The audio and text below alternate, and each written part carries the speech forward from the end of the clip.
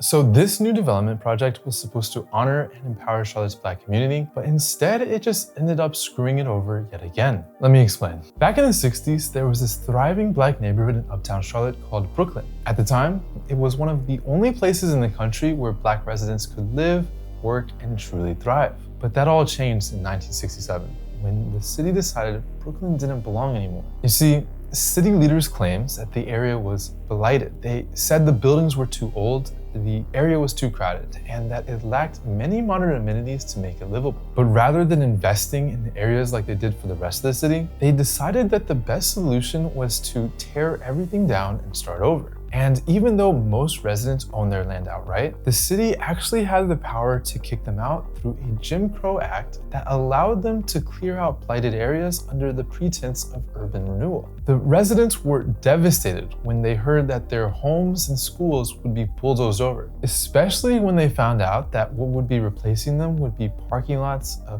courthouse, and a jail. With no power to resist, families were pushed into poorer neighborhoods where opportunities vanished and recovery was nearly impossible. And for years, that seemed to be it. The city had gotten its way, wiping Brooklyn off the map. But what replaced it felt empty and void. And as the decades passed, even Charlotte began to admit that its so-called renewal project had failed. So in 2016, the city finally caved to the public pressure and announced Brooklyn Village, a 17-acre mega project of apartments, shops, green spaces, and offices. But many residents still felt like something was off. Not only was the project handed to an outside developer who wasn't consulting the community at all, but the whole thing came off more like a PR move to raise hype and funding than a sincere effort to make things right. And sadly, those doubts turned out to be dead on. Over the next several years, Peebles found every way possible to stall, exploit loopholes, and backpedal on all their promises, like affordable housing. The final straw was when they missed their deadline to tear down the old Board of Education building this past July,